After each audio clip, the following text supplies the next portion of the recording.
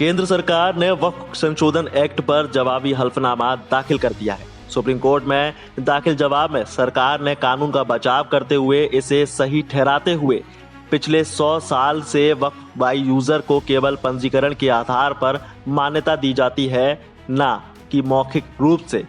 दरअसल केंद्र सरकार ने शुक्रवार को सुप्रीम कोर्ट से वक्फ संशोधन अधिनियम 2025 की वैधता को चुनौती देने वाली याचिकाओं को खारिज करने की मांग की और कहा कि इस कानून पर पूरी तरह से रोक नहीं लगाई जा सकती, क्योंकि संसद द्वारा बनाए गए कानूनों पर संवैधानिकता की परिकल्पना लागू होती है। 1332 पन्नों के प्रारंभिक जवाबी हल्फनामे में सरकार ने विवादास्पद कानून का बचाव करते हुए कहा कि चौंकाने वाली बात तो ये है कि 2013 के बाद वक्फ भूमि में 20 लाख हेक्टेयर से ज्यादा वृद्धि हुई है।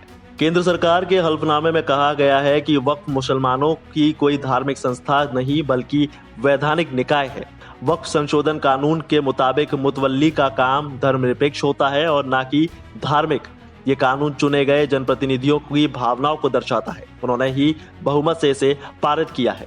केंद्र सरकार ने कोर्ट में वक्फ को लेकर जो हल्फनामा दाखिल किया है उसमें कहा गया है कि संसद द्वारा पारित कानून को संवैधानिक रूप से वैध माना जाता है और विशेष रूप से संयुक्त संसदीय समिति यानी जेपीसी की सिफारिशों और संसद में व्यापक बहस के बाद बना हुआ ये कानून है।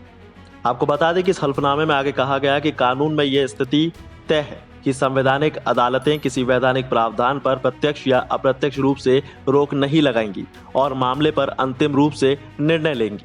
संसद द्वारा बनाए गए कानूनों पर संवैधानिकता की धारणा लागू होती है।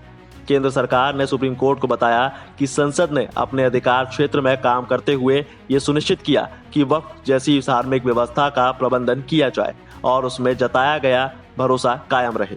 आपको बता दें कि इस बिल को पारित करने से पहले संयुक्त संसदीय समिति की 36 बैठकें हुई थी और 97 लाख से ज्यादा हितधारकों ने सुझाव को और ज्ञापन दिए थे। समिति ने देश के 10 बड़े शहरों का दौरा करके जनता के बीच जाकर उनसे उनके विचार जाने थे। वक्फ कानून की वैधता को चुनौती देने वाले याचिकाकर्ताओं के प्रयास न्यायिक समीक्षा के मूल सिद्धांतों के खिलाफ हैं। वहीं केंद्र ने उच्चतम न्यायालय से कहा है कि जब वैधता की परिकल्पना की जाती है तो प्रतिकूल परिणामों के बारे में भी जाने बिना पूरी तरह से रोक लगाना अनुचित होगा।